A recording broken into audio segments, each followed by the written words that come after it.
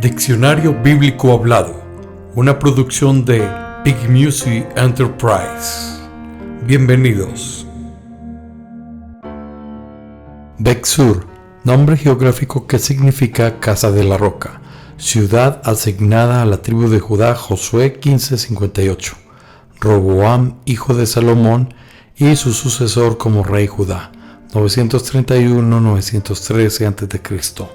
La construyó como una ciudad de defensa, Segunda de Crónicas 11:7. Frente a las amenazas de Sisac de Egipto, Segunda de Crónicas 12:2. Un oficial de la ciudad de Beth-Sur ayudó a Nehemías a reparar Jerusalén y el muro, Nehemías 3:16. Jugó un papel importante en la guerra de los macabeos en el periodo intertestamentario. Está en Khirbet e-Tubeiket, 29 kilómetros al sudeste de Jerusalén y 6.5 kilómetros al norte de Hebrón, junto a la intersección de una importante carretera. Es uno de los sitios de Palestina más elevados sobre el nivel del mar. Hijo de Mahom, del linaje de Caleb, Primera de Crónicas 2:45, lo que aparentemente indica cuál fue la familia que se asentó en la ciudad. Beth-Tapua, nombre geográfico que significa casa de las manzanas, ciudad asignada a la tribu de Judá en los montes de Judea, Josué 15:53. Es la actual Tafat, alrededor de 6 kilómetros al oeste de Hebrón. Betuel, nombre geográfico y de persona que significa casa de Dios, sobrino de Abraham e hijo de Nacor, Génesis 22:22. Su hija Rebeca se casó con Isaac, Génesis 24:15 al 67. Era arameo o sirio de Padán Aram, Génesis 25:20. Su relación con Labán, era hermano de Rebeca, Génesis 24:29. No es clara, ya que Labán es el que desempeña el papel principal como protector de Rebeca, Génesis 24:55, y Nacor es el padre de Labán, Génesis 29:5. Génesis 28:5 dice que Labán era hijo de Betuel. En realidad, Nacor era el padre de Betuel, Génesis 22:22 al 23. Ciudad donde vivían los hijos de Simeí, Primera de Crónicas 4:30. Josué 19:4 aparentemente menciona la misma ciudad como Betul. Podría ser la actual Khirbet el-Karjetén, 5 kilómetros al norte de Tel Arad. Beula, nombre simbólico que significa casada, utilizado en referencia a Jerusalén, Isaías 62:4. El otro nombre, Hepzibah, significa mi deleite está en ella. Ambos conllevan a la idea de buena fortuna. El nombre simboliza la cercanía de Sión y sus hijos, y que ésta le es restaurada a su Dios. El nombre sugiere fertilidad basada en la justicia durante la era mesiánica, y que tiene al Señor como esposo. Isaías 62 del 1 al 2. Besai, contracción de Besaleel, familia de 323 miembros, Esdras 2:17, que regresó del exilio babilónico con Zorobabel alrededor del 537 a.C., hombre que firmó el pacto de Nehemías de obedecer la ley de Dios, Nehemías 10:18. Besaleel, nombre de persona que significa a la sombra de Dios, hijo de Uri, miembro de la tribu de Judá, Éxodo 31:2, y bisnieto de Caleb, Primera de Crónicas 2:20. Él y otro hombre, el danita Aholiab, era artesano habilidoso que estuvieron entregados de construir el tabernáculo, los muebles y los ornamentos. El talento que poseía provenía de estar llenos del Espíritu de Dios. Las traducciones más modernas traducen el nombre de Besaleel como Bezalel, hombre que siguió el liderazgo de Esdras y se divorció de su esposa extranjera, Esdras 10:30. Bezek, nombre geográfico que significa relámpago, sitio donde Judá y Simeón derrotaron a los cananeos, a quienes lideraba Adoní-Bezek, literalmente señor de Bezek, Jueces 1:4. Allí Saúl contó a los israelitas a fin de formar un ejército para luchar contra el amonita Naas y liberar Jabes de Galaad. Primera de Samuel 11:8. Sebek estaba ubicada en Kirbet Ixi, 19 kilómetros al noreste de Siquem y a 20 kilómetros de Jabes de Galaad, 10 kilómetros al norte de Tirsa, aunque el sitio que se menciona en Jueces podría ser una ciudad diferente. Si así fuera, entonces estaría en Tel Bekah, cerca de Geser. Biblia, formación y canon.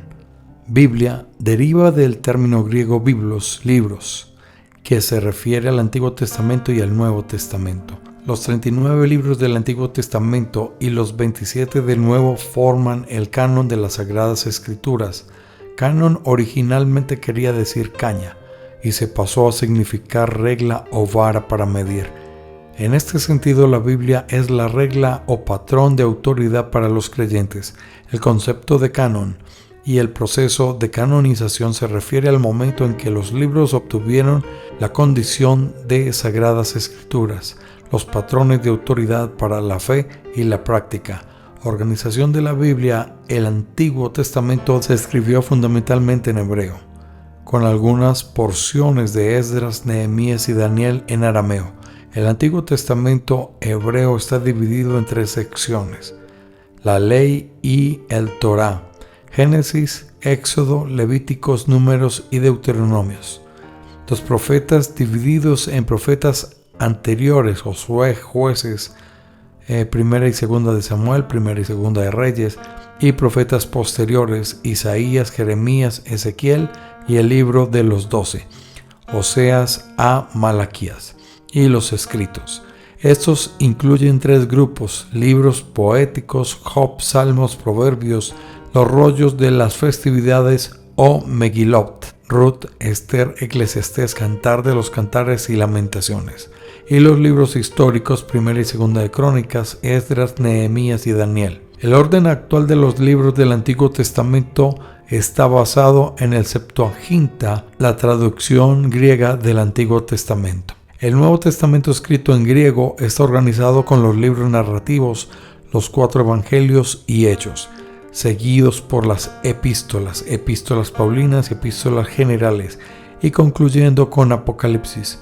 En muchos manuscritos griegos del Nuevo Testamento, las epístolas generales, Santiago, Primera y Segunda de Pedro, Primera a Tercera de Juan y Judas, preceden a las epístolas paulinas, romanas hasta Filemón, más Hebreos. Debido probablemente a los lazos más directos entre Jesús y Jacob, Pedro, Juan y Judas. Desarrollo del canon del Antiguo Testamento. La opinión crítica común, que se puede remontar hasta Herbert Edryle, 1892, revisión de 1895, es que la triple designación de los libros del Antiguo Testamento, Ley, Torah, Profeta, Nebim, escritos de Ketubim, están basados en la aceptación gradual por parte del canon de Segunda de Pedro, Segunda, Tercera de Juan y Judas durante la última parte del siglo III, pero no se consideraron plenamente canónicos hasta el siglo IV. El obispo de Alejandría, Anastasio, fue el primero en mencionar los 27 libros del canon no neotestamentario, y en su carta pascual del año 367 instruía a las iglesias en relación al Nuevo Testamento, enumerando exactamente los 27 libros que poseemos.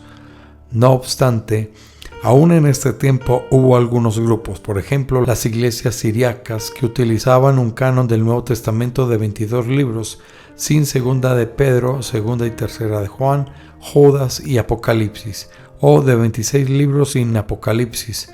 Sin embargo, con el paso del tiempo, los 27 libros del canon neotestamentario prevalecieron virtualmente a todas las iglesias. La tarea de la iglesia primitiva en cuanto a la confirmación de la voluntad de Dios sobre el canon del Nuevo Testamento no fue fácil. Marción promovió en Roma un canon muy limitado. Determinó una relación extrema contra el judaísmo. Él rechazaba el Antiguo Testamento, como así también los escritos neotestamentarios, que eran demasiados judíos, y conservó únicamente a Pablo y a Lucas, el único escrito gentil del Nuevo Testamento. A manera de reacción, la Iglesia defendió el Antiguo Testamento y comenzó a definir su propio canon del Nuevo Testamento, mucho más amplio que el de Marción. Hacia fines del siglo II, el montanismo promovió dentro de la Iglesia una voz profética en desarrollo. Esta afirmación en cuanto a una nueva revelación hizo que la Iglesia se volviera más restrictiva con respecto a la definición del canon y que limitara el Nuevo Testamento a los libros cuya autoridad e influencia apostólica pudieran ser determinadas. A medida que la tarea continuaba, el proceso guiado por el Espíritu se fue desarrollando según ciertos parámetros. Para un libro fuese considerado Santa Escritura canónico, tenía que gozar de una amplia aceptación entre las iglesias. La aceptación local no era adecuada. También era necesario aplicar ciertos criterios para separar las obras posteriores de aquellas correspondientes al siglo I. Los libros tenían que remontarse a la era apostólica y estar conectados con algún apóstol, ya sea en cuanto a la autoridad o a la asociación directa. Por ejemplo, Marcos y Lucas estaban asociados con Pedro y Pablo respectivamente. Los libros también tenían que demostrar ser beneficiosos para las iglesias que escuchaban su lectura. Esta dimensión espiritual probablemente era lo más sobresaliente. Nuestros libros neotestamentarios fueron incluidos en el canon debido a que les hablaban a la gente de una manera tan poderosa que no podían ser dejados fuera. Finalmente, los libros se tenían que considerar apropiados para la lectura pública de la iglesia. Debido a que el analfabetismo era tan grande, el primer contacto de la mayoría de la gente tenía en contexto lo que se leía durante las reuniones de adoración. Esos textos leídos durante las reuniones de adoración se escuchaban como palabra de Dios con autoridad. Tales textos se hallaban en camino a la plena canonización. Una etapa adicional de la canonización tuvo lugar durante la Reforma. Los reformadores, haciendo eco a las palabras de Jerónimo, sostenían que era necesario seguir el canon judío del Antiguo Testamento, y así fue que solamente aceptaron 39 libros del Antiguo Testamento hebreo en lugar del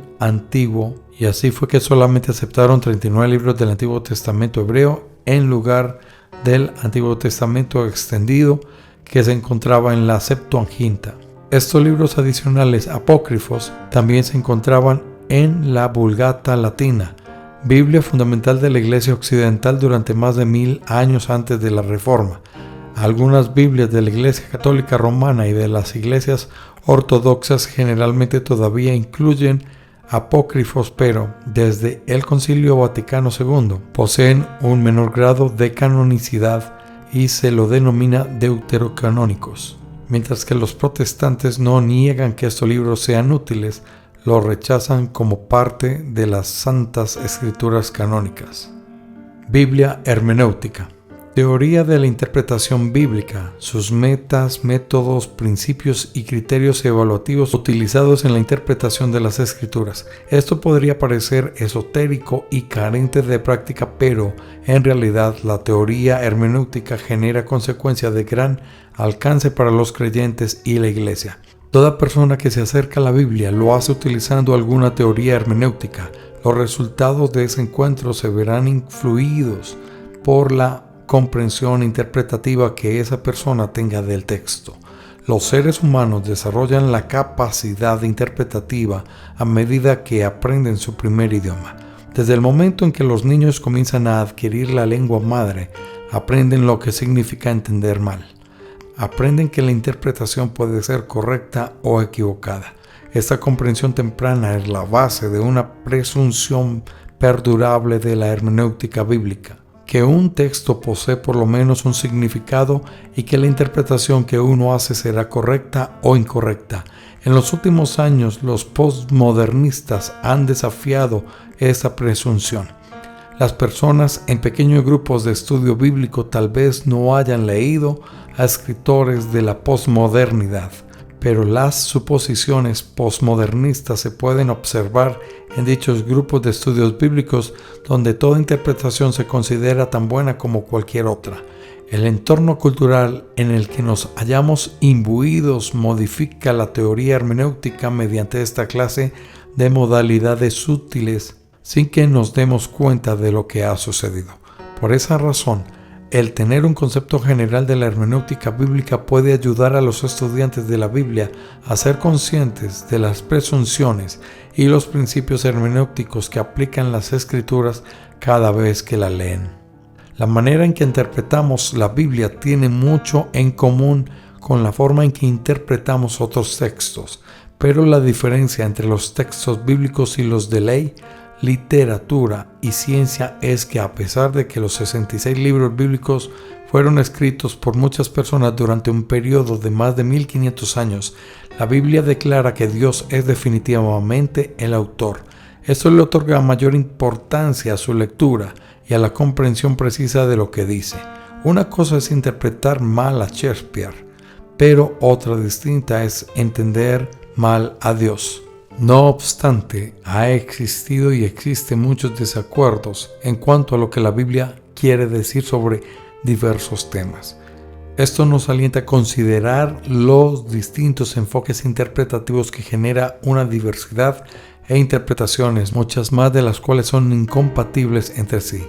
Una presunción que Jesús y otros líderes religiosos de su tiempo tenían en común era que las escrituras hebreas eran la palabra de Dios. También compartían una cantidad de métodos de interpretación escritural, literal, midrash, pesher y tipológica. No obstante, Jesús y los líderes religiosos interpretaban las escrituras de manera muy diferente. Una de las primeras actividades del Cristo resucitado fue interpretar las escrituras.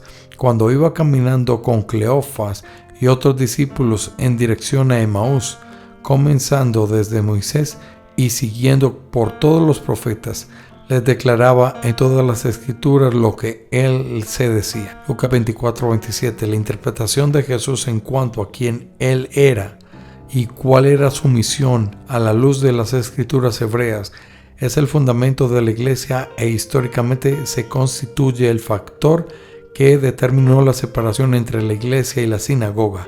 Esta actividad interpretativa de Jesús forja una conexión entre las escrituras hebreas y todo lo que posteriormente se denominó Nuevo Testamento. La enseñanza de Jesús no solo liga los dos testamentos, sino que además provee la clave para observar de qué manera encaja entre sí y cómo dependen mutuamente. En el siglo II, algunos no vieron con tanta claridad lo que parecía tan claro en Lucas 24. Un conjunto de escritos cristianos se estaban recopilando, segunda de Pedro 3:16, junto a las escrituras hebreas en el año 140 después de Cristo. Se comenzó a cuestionar la relación entre las escrituras hebreas y este conjunto de escritos cristianos. Marción, un acaudalado constructor de barcos del Ponto, se dirigió a Roma y procuró utilizar su influencia para eliminar las escrituras hebreas de la iglesia. Creía que el Dios revelado en las escrituras hebreas era incompatible con el Dios revelado en Jesús. Marción propuso que solamente se consideraran escrituras algunas de las cartas de Pablo y una versión editada del Evangelio de Lucas. Marción obligó a la iglesia a decidir si mantenían las escrituras hebreas o no, y a determinar cómo interpretarla en función de Jesús. En tanto que Marción deseaba que el canon fuera considerablemente más breve, había otro grupo denominado montanistas que deseaba agregarle los escritos de su propia creencia. En medio de estos dos extremos se encontraba un tercer grupo que deseaba mantener las escrituras hebreas junto con los escritos cristianos que poseían autoridad apostólica. No se requería que un apóstol fuera el autor de un escrito canónico, sino que hubiese sido escrito bajo autoridad de uno de ellos. Algunos documentos que llevaban el nombre de apóstoles fueron rechazados porque eran incompatibles con la enseñanza apostólica acerca de Jesucristo. Esta comprensión apostólica de Jesucristo pasó a ser un elemento importante en la interpretación bíblica de la iglesia primitiva. Los documentos escritos frecuentemente se hallan juntos o sujetos a múltiples interpretaciones. En cierto modo son como una serie de puntos sobre un trozo de papel. Hay una gran cantidad de cuadros que se pueden realizar conectando los puntos diferentes de otra manera. Una cuestión vital para la iglesia primitiva era la forma en que esos puntos tenían que conectarse. Los gnósticos tomaban las escrituras y las reinterpretaban de acuerdo a sus propias opiniones. Ireneo comparaba lo que ellos hacían con una persona que tomaba la imagen hermosa de un rey realizada por un artista con joyas preciosas y la reacomodaba a fin de tener la imagen de un zorro o un perro. Ireneo contra las herejías 1:8:1. Frente a estas distorsiones de las escrituras, Ireneo estableció un marco de referencia interpretativo que había estado implícito en la iglesia durante varias décadas. Este marco de referencia se llegó a conocer como regla de la fe. Esto no era algo que se agregara a las escrituras, derivaba de ellas y se convirtió en un patrón en funciones del cual se había de constatar las interpretaciones. Biblioteca Libros. Colección sistemáticamente ordenado de escritos. Una biblioteca privada pertenece a un individuo, una biblioteca pública pertenece a una sociedad y la pueden utilizar muchos. Una biblioteca especial de registros oficiales constituye un archivo. Muchas de las bibliotecas más antiguas eran archivos que se albergaban en palacios o templos. Aunque la Biblia no utiliza la palabra biblioteca, hace alusiones indirectas a colecciones de libros. La Biblia misma es una biblioteca y así se llamó en latín, biblioteca. Es probable que recién en el 300 después de Cristo aproximadamente se haya publicado los 66 libros en un solo volumen. El material y la forma de los libros antiguos, los escritos más antiguos provenientes de la Mesopotamia, eran inscripciones cuneiformes sobre tablillas de arcilla cuyo tamaño oscilaba de 15 por 15 centímetros hasta 18 por 33 centímetros. Los textos históricos más extensos se colocaban en barriles de alfarería. Una serie de presagios requirió 71 tablillas para 8,000 renglones. La traducción de cada tablilla sería el equivalente a algunas páginas en español y no a un libro completo. Egipto le proporcionó al mundo antiguo su famoso papiro, hecho de varas de junco, como se importaba a Grecia a través de puertos fenicios de biblos. Fenicio de biblos. Los griegos denominaron biblos a un libro. La palabra Biblia deriva la forma plural y el término griego para biblioteca, biblioteque. Se refería al contenedor de dichos libros. Por lo general, los papiros se escribían en un solo lado. Se podían unir para formar largos rollos. Un papiro real egipcio podía medir más de 30 metros. Los rollos griegos de papiro generalmente eran más cortos. Los libros más extensos del Nuevo Testamento, como Mateo o Hechos, requerían un rollo de 9 metros de largo. Cabeza de la Iglesia. Título de Cristo, Efesios 4:15, Colosenses 1:18. En Efesios se desarrolla cuidadosamente la metáfora de Cristo como cabeza de su cuerpo a la Iglesia. Ese papel de supremacía implica la idea de la autoridad de Cristo y la sumisión que se requiere de la Iglesia. Pero hay más que la sola afirmación de la autoridad de Cristo. El enfoque está sobre el carácter de la relación del Señor con la Iglesia. A diferencia de los señores y amos humanos interesados en sí mismos, Lucas 22:25, Cristo ejerce su autoridad en beneficio de la Iglesia, Efesios 1:22, y la alimenta y la cuida como uno cuida a su propio cuerpo. El señorío de Jesucristo también señala la interrelación entre Él y la Iglesia, el misterio del esposo y la esposa que llegan a ser una carne. Se aplica a la Iglesia y a Cristo 5:31, que es la plenitud a que aquel que todo lo llena en todo. En Colosenses 1:18 la idea de Cristo como cabeza vuelve a ser compleja y no solo incluye la idea de cabeza como autoridad, sino también como fuente. 1:15-20. La Iglesia está llamada a seguir a la cabeza y a descansar confiadamente en su relación con él. Cabón, nombre geográfico de significado incierto, ciudad del territorio asignado a la tribu de Judá, Josué 15:40. Se desconoce su ubicación.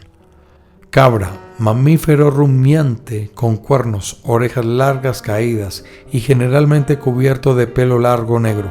A veces tenía motas. Uno de los tipos de cabras mencionado en la Biblia se ha identificado como la cabra siria. Fue domesticada mucho antes de la época bíblica. La cabra de los tiempos bíblicos probablemente tenía orejas largas y cuernos curvados hacia atrás. Tanto la hembra como el macho tenía cuernos. El color más común era el negro. Era una fuente importante de alimento. El macho también se usaba en los sacrificios. Levítico 22:27. Un macho cabrío, denominado azazel, chivo expiatorio. Se seleccionaba al azar una vez al año en el día de la expiación para que simbólicamente cargaran con los pecados de la nación de Israel. Levítico 16, del 10 al 22. La piel de cabra se usaba para hacer prendas de vestir, instrumentos musicales y recipientes para agua. Con el pelo se tejían paños. Éxodo 26:7. Las cabras son sumamente destructivas para la vegetación y así contribuyen a la erosión porque arrancan las plantas del suelo. Algunos dibujos muy antiguos muestran cabras comiendo árboles. Las ovejas y las cabras pastaban en los mismos lugares, pero había que separar los rebaños porque el macho cabrío a menudo era hostil a las ovejas. Mateo 25:32. En la actualidad es frecuente encontrar cabras negras, grises, marrones, blancas y de una variedad de colores mezclados. Cabra, piel de cuero de cabra que los moradores del desierto utilizaban como vestimenta. Hebreos 11:37. Y odres para agua. Génesis 21:14. Y vino. Josué 9:4. Génesis 27:16 relata que Rebeca puso piel de cabra sobre el cuello y los brazos de Jacob como parte del plan para engañar a Isaac y obtener su bendición. Cabseel, nombre geográfico que significa que Dios reúna, ubicado en la región sudeste de Judá cerca de la frontera de Edom. Josué 15:21. Ciudad natal de Benaía, oficial durante los reinados de David y de Salomón. Segunda de Samuel 23:20. Primera de Crónicas 11:22. Kabul, nombre geográfico que significa encadenado o trenzado, ciudad del límite noreste de Aser. Josué 19:27. Podría estar ubicada en la moderna Kabul, a 14 kilómetros al sudeste de Acco, región de ciertas ciudades de la región Galilea que Salomón entregó a Hiram, rey de Tiro, como pago por los materiales y servicios para la edificación del templo y del palacio. A Hiram no le gustaron y las llamó Kabul, un juego de palabras en hebreo que quiere decir como nada, sin valor. Aparentemente Hiram esperaba otro obsequio como retribución por su regalo según el protocolo del cercano oriente, ya que le había dado a Salomón 120 talentos de oro. Primera de Reyes 9, del 10 al 14. Kademot, nombre geográfico que significa lugares antiguos o lugares orientales. Una de las ciudades de los levitas en el territorio de la tribu de Rubén que se asignó a la familia de Merari. Josué 13, 18, 21, 37, Primera de Crónicas 6, 7, 9. Moisés envió una delegación desde el desierto cercano para ver a Sehón, rey de los amorreos, y pedirle permiso para atravesar su tierra. Deuteronomios 2:26. La ciudad se asocia con Car Saaferán o con Kirbet Meil. Ambas ciudades están en la misma región y existían en la época de Abraham. Cadera, muslo, parte del cuerpo donde se conecta la pierna con el torso. La cadera de Jacob se salió del lugar cuando luchó con Dios en el vado de Jaboc. Génesis 32:25. Los israelitas conmemoraban ese enfrentamiento absteniéndose de comer el muslo que se inserta en glena de la cadera. Génesis 32:32. Herir a un enemigo, cadera y muslo, significa atarlo sin piedad o fúricamente. El temor de Belsasar frente a la inscripción en la pared. Daniel 5:6. Se puso en evidencia al aflojarse la cadera. Cades Barnea, nombre geográfico que significa consagrado, sitio donde los hebreos permanecieron durante más de 38 años después de partir del monte Sinaí y antes de entrar a la tierra prometida. El Antiguo Testamento lo ubica entre el desierto de Parán y el de Sin. Números 13, 3, 21 y 26. Moisés envió a los 12 espías a Canaán desde Cades Barnea. Números 13, 3, 21 y 26. Los hebreos también intentaron desde allí la infructuosa entrada a Canaán desde el sur. Números 13, 26, 14, 40 y 45. Cades Barnea es además el lugar donde Abraham luchó contra los amalecitas, Génesis 14:7, y el límite sur de la tribu de Judá, Josué 15:3. Se ha debatido mucho sobre la ubicación real de Cades Barnea, pero los dos sitios que se mencionan con más frecuencia son Ein Kedeis y Ein Cudeira. Ambos lugares están en la parte norte de la península de Sinaí y ambos tienen un manantial. La mayoría de los eruditos actualmente aceptan Ein el Kudeirat, debido a la abundancia de agua que presentan los manantiales y oasis más grandes de la región norte de Sinaí. Ein el Kudeira está ubicada en el cruce de dos rutas principales de la antigüedad: el camino de Edom a Egipto y el Mar Rojo hacia Negev y el sur de Canaán, que posteriormente fue al sur de Judá. La ubicación en el camino de Egipto a Edom se adecuaría bien el camino al contexto bíblico de Cades Barnea como el oasis donde se estableció los hebreos durante el peregrinaje en el desierto. Asimismo, la ubicación de Cades Barnea junto al camino en dirección al norte-sur tal vez explique haber intentado invadir Canaán en Arad, ya que esta ciudad se encuentra al norte de Cades Barnea sobre la misma ruta. Las excavaciones de Ein Kudeira han descubierto importantes fortalezas que datan desde el periodo de Salomón hasta la caída de monarquía, siglo X a.C. hasta el siglo VI a.C. Pero hasta la fecha no se ha hallado restos del periodo de la peregrinación en el desierto.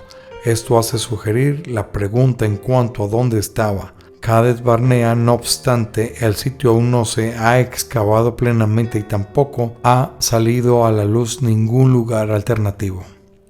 Cananista, uno de los 12 apóstoles, Marcos 3:18, se lo identifica como Simón el Cananista. A este individuo se lo denomina Simón el Celote. En algunas otras referencias neotestamentarias, cananista probablemente sea el equivalente arameo del griego celote. Canasto. En el Antiguo Testamento se menciona 5 clases de canastos. Las diferencias exactas en cuanto al tamaño y la forma no son claras. Algunos tenían asas y otros tapas, algunos ambas cosas y otros ninguna. El término más común se refiere siempre a un recipiente para acarrear alimentos, Génesis 40 del 16 al 18. Otro término se utiliza para identificar una jaula de pájaros, Jeremías 5:27. Un tercer término para canasto corresponde al utensilio comúnmente utilizado por una familia para cosechar granos, Deuteronomios 26:2, 28:5. Un cuarto término se refiere a un canasto más grande, que se usaba para llevar cargas pesadas como el barro para ladrillos o inclusive las cabezas de los 70 hijos de Acab entregados a Jehú, Segunda de Reyes 17. El último término se utilizó para describir el canasto arca, en el que Moisés fue colocado cuando era bebé, Éxodo 2 del 3 al 5, y para el arca que construyó Noé, Génesis 6 del 14 al 16. El Nuevo Testamento utiliza 2 palabras para canasto. En la historia de la alimentación de los 5,000 se hace referencia al más pequeño, Mateo 14:20. El canasto más grande se menciona en la alimentación de los 4,000, Mateo 15:37. El apóstol Pablo también utilizó el canasto más grande como medio para escaparse por el mundo de Damasco, Hechos 9:25. Lógicamente se puede considerar una cesta.